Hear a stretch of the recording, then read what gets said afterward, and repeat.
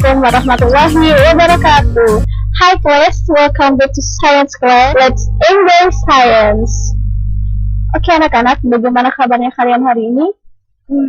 Saya selalu berharap semoga kalian dan keluarga selalu dalam lindungan Allah Subhanahu wa Ta'ala. Amin ya rabbal alamin. Oke anak-anak, kira-kira ada yang tahu nggak topik kita hari ini tentang apa?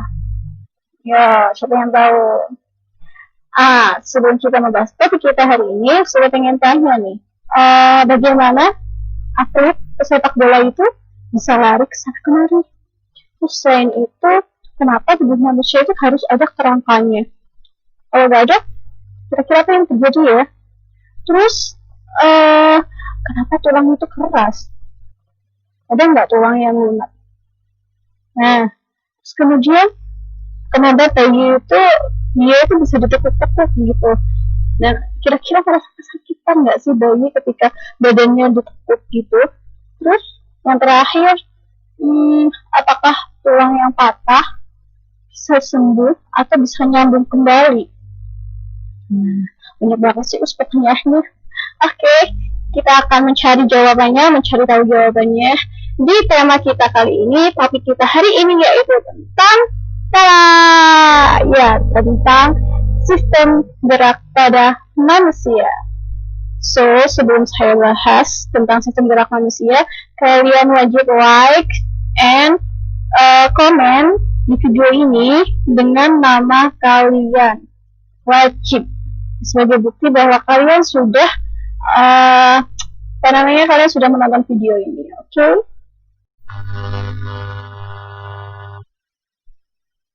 Oke anak-anak, materi kita hari ini adalah tentang sistem gerak pada manusia.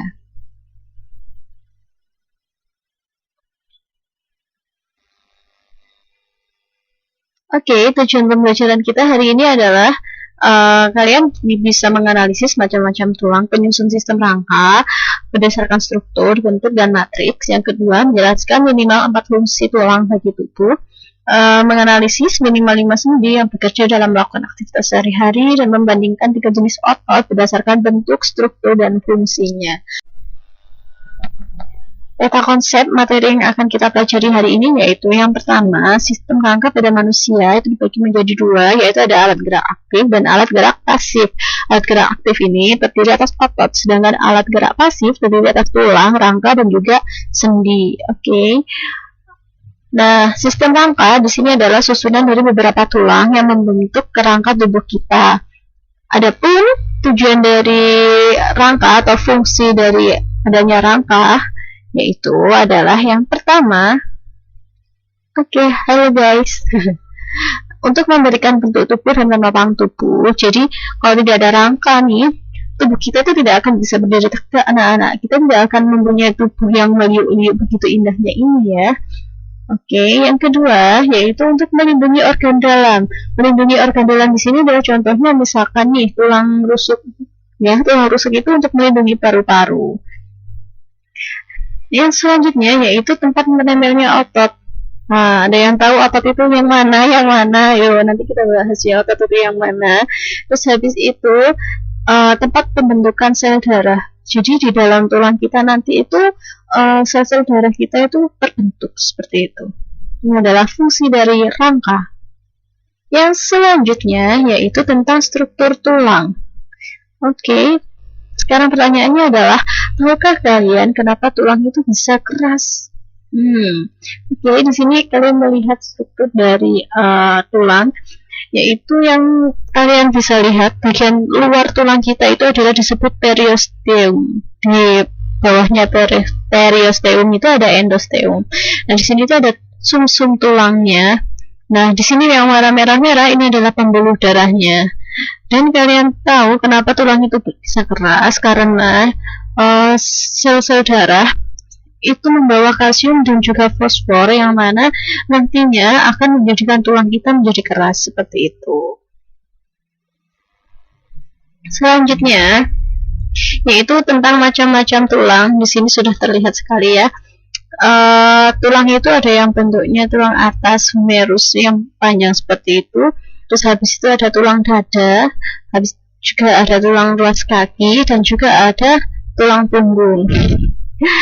Nah, proses osifikasi. Proses osifikasi ini adalah proses pembentukan tulang.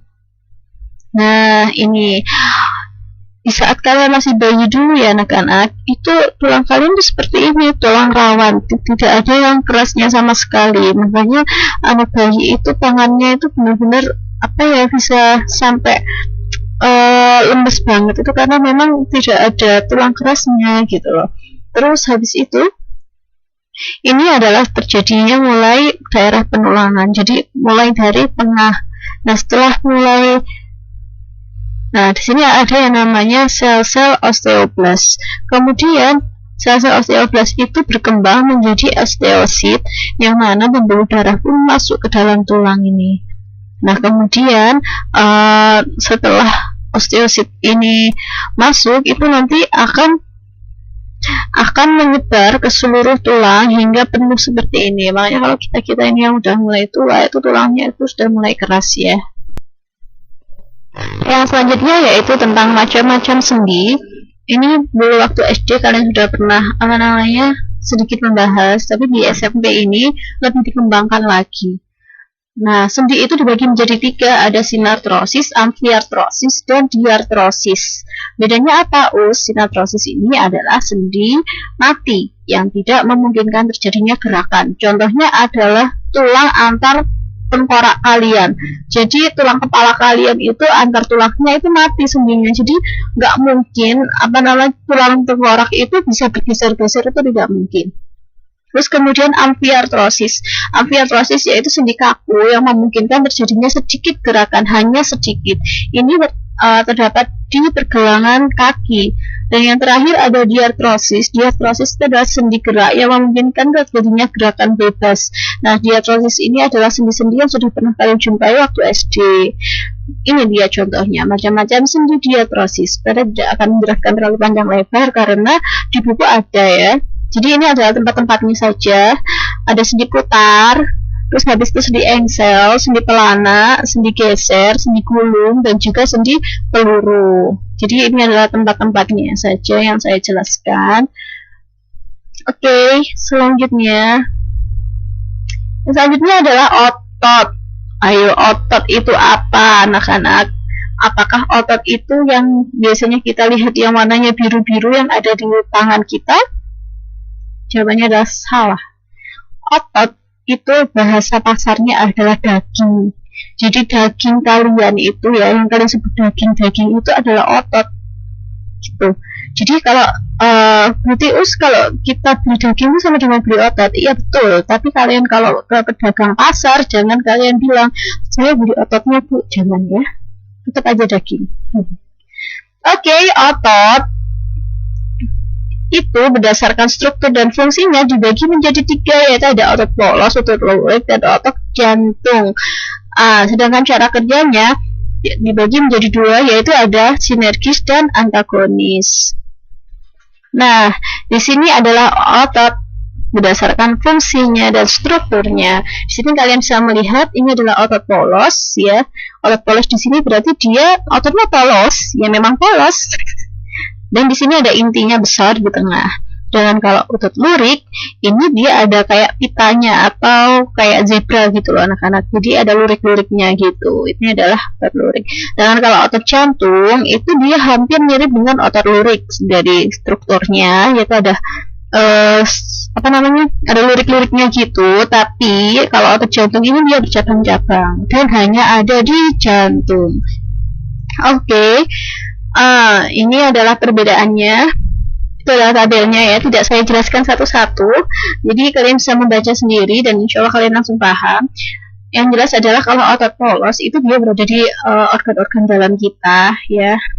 Terus kemudian kalau otot lurik itu adalah otot yang kita sadari cara kerjanya. Terus habis itu kalau otot jantung itu hanya letaknya di dalam jantung. Gitu. Ini dulu kalau nggak salah juga sudah pernah kalian pelajari waktu kelas 7 ya, di babnya sel dan jaringan. Oke. Kalau masih ada yang belum paham boleh tanya. Saya lanjut aja. Oke, kinerja otot. Mungkin ini adalah materi baru buat kalian. Yang pertama adalah otot sinergis. Otot sinergis itu adalah otot yang saling bekerja sama. Misalnya kalau berkontraksi ya berkontraksi, sama-sama berkontraksi, atau kalau relaksasi ya sama-sama relaksasi, seperti itu. Contohnya adalah otot-otot pronator teres dan quadratus. Jadi di sini pronator teres dan pronator quadratus ketika melakukan gerak pronasi ini mereka sama-sama bekerja sama. Otot antagonis. Otot antagonis ini berlawanan dengan otot sinergis, yaitu kinerja otot yang saling berlawanan. Jadi apabila satu otot berkontraksi, maka otot yang lain berelaksasi. Contohnya adalah ada fleksi ekstensi dan juga abduksi dan adduksi. Yang pertama, fleksi ekstensi ini adalah kegiatan ketika kalian menekuk lengan kalian dan juga mengembalikannya lagi, meluruskannya lagi. Nah, di sini akan terlihat bahwa ada otot yang berelaksasi dan juga ada otot yang berkontraksi. Nah, jadi di sini kerjanya mereka berlawanan. Jadi ketika kalian mengembalikan meluruskan tangan kalian lagi juga begitu. Yang tricep berkontraksi dan yang bicep berelaksasi, seperti itu. Yang selanjutnya yaitu ada gerakan merentangkan tangan dan mengembalikannya lagi. Yang merentangkan tangan ini adalah abduksi dan yang mengembalikan meluruskan lagi yaitu adduksi. Selanjutnya yaitu ada depresi elevasi dan pronasi supinasi. Depresi elevasi ini adalah kegiatan menengadahkan kepala dan juga menundukkan kepala. Jadi ketika kalian berolahraga kepalanya ke atas ke bawah, itu berarti kalian melakukan kegiatan depresi dan elevasi. Dan selanjutnya yaitu ada supinasi dan pronasi. Supinasi dan pronasi ini adalah menengadahkan tangan dan juga menelungkupkannya lagi. Nah, supinasi ini sering kalian lakukan ketika kalian meminta uang ke orang tua kalian. Nah, siapa yang masih sering minta uang? Dan yang terakhir, contoh yang terakhir adalah kegiatan inversi dan eversi. Inversi dan eversi ini terjadi di kaki kalian, yaitu kegiatan untuk membuka, menutup, menyamping kan kaki atau telapak kaki kalian. Itu adalah inversi dan eversi. Oke guys, dari sini jika kalian masih belum paham dengan penjelasan saya, silahkan berdiskusi di kolom komentar Google Classroom.